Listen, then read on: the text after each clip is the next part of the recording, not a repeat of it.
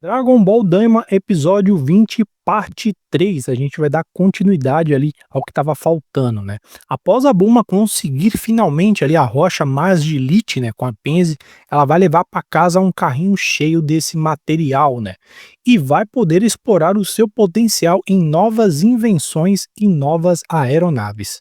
Então vemos Goku e Vegeta conversando na nave sobre a transformação do Super Saiyajin 4. Vegeta fica irritado com Goku por ele ter mantido em segredo tal informação. Goku revela que muito tempo depois que lutou contra o Majin Buu, ele vem treinando em segredo há muito tempo para tentar dominar essa transformação, mas não sabia se daria certo, já que nunca ou provavelmente tenha se transformado antes de lutar contra o Rei Goma.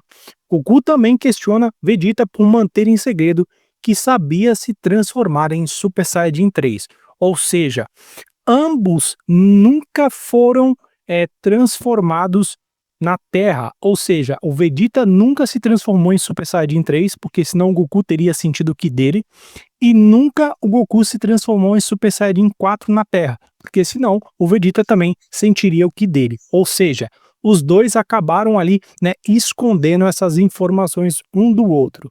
Ah, agora eu entendi! Agora eu saquei! Agora todas as peças se encaixaram! Então, o que o Neva fez, né? Se Neva não ajudou o Goku a chegar no estado do Super Saiyajin 4, né? O que ele fez? Tem algumas possibilidades. Neva poderia ter dado apenas um pouco de poder a Goku para ele conseguir chegar ali ao Super Saiyajin 4, né? Neva poderia também ter dado a Goku a consciência ou o conhecimento que faltava para Goku chegar a um Super Saiyajin nível 4. No geral, o Goku ele já tinha a consciência que poderia evoluir ainda mais em suas transformações. Possivelmente o Neva acabou percebendo isso e viu que Goku não tinha a certeza absoluta ou a confiança necessária se conseguiria fazer tal transformação, como ele mesmo diz, né? Que ele havia treinado muito para chegar a uma nova transformação, mas não sabia se conseguiria. Ou seja, o Neva pode ter dado a Goku ali a confiança, né? Ó, eu sei que você consegue, toma mais um pouco de poder aí para você chegar nessa transformação que você quer. Basta seguir isso. Então, basicamente, é isso que o Neva pode ter dado a ele, né? Um buster ali de poder para que ele pudesse alcançar a nova meta, né? Que ele já conseguia se transformar, mas não sabia se daria certo. Então, possivelmente, Neva, ao perceber aquilo, né? Deu aquele famoso empurrãozinho, né, de confiança, aquilo que Goku planejava fazer em seu subconsciente se tornasse o que? Realidade, né? Que ele conseguisse alcançar a forma da nova transformação, que ele sabia que ele poderia alcançar, mas que ele não tinha total certeza. Por isso o Goku acaba falando, né, que ele não se transformou na Terra em Super Saiyajin 4. Fato isso porque todos ali sentiriam seu enorme poder. Por isso Goku informa que não se sabe se ele conseguiria, mas que ele tinha treinado para se transformar, né? Ele tinha se preparado para aquilo. Eliminando toda aquela teoria, né, que o Neba tenha dado poder a Goku para ele fazer a transformação, né? Então caiu por terra essa teoria, né, de que foi o Neba que extraiu o poder do Goku, né? Então, basicamente não foi isso, né? Porque senão a gente teria aquele mesmo entendimento do grande patriarca quando liberou o poder oculto de Gohan.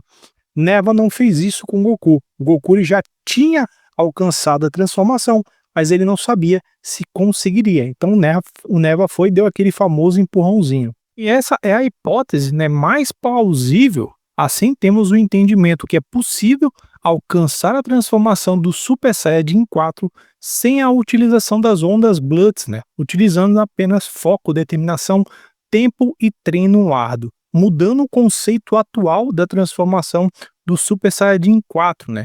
Por isso, mudando o conceito de se transformar, temos esse possível visual diferente do GT. Ou seja, agora possivelmente pode existir dois tipos de transformação do Super Saiyajin 4, o atual e através das ondas Bloods.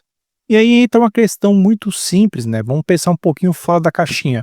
O Super Saiyajin 4 ele foi canonizado, Ok. Mas e a questão da transformação? A gente tem que pensar assim, a transformação lá no GT ela é diferente da transformação do Daima. Será que agora eles vão canonizar o GT só por causa do Super Saiyajin 4 ou não? Ou não vão canonizar o GT e a questão do Super Saiyajin 4 do GT ela vai ficar isolada do Daima? Essa é a questão agora, né? Não o Super Saiyajin 4, não a forma, e sim a transformação. Vamos ver se isso pode acontecer ou não. A gente tem que pensar fora da caixinha um pouquinho também, às vezes. E a partir desse ponto, o que vai valer a pena, né? O que vai valer a final? Qual transformação vai ser canonizada oficialmente?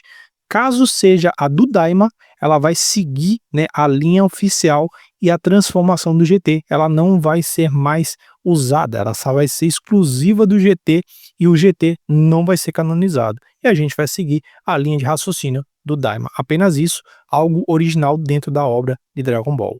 Ah, agora eu entendi! Agora eu saquei! Agora todas as peças se encaixaram! E assim a gente conclui a análise da parte 3 do episódio 20 de Dragon Ball Daima, né? Algumas coisas que ficaram soltas pelo ar e a gente está analisando aos poucos os pequenos detalhes. Mas antes de encerrar, não se esqueça de ficar ligado nos próximos vídeos. Traremos mais notícias, curiosidades, informações imperdíveis, né, sobre filmes, séries, animes e outras novidades do universo nerd. E também aguarde aí para a parte 4, né? Eu vou ficando por aqui. Até mais!